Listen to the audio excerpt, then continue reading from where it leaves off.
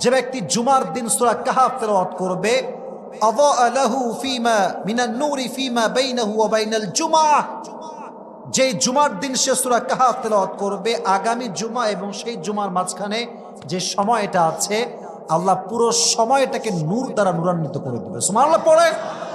সূরা কাহাফ যেই বান্দা তেলাওয়াত করবে, কিয়ামতের কঠিন ময়দানে তার কপালে একটা আল্লাহ নূর দিবেন, একটা তাজ পরায় দিবেন, মুকুট।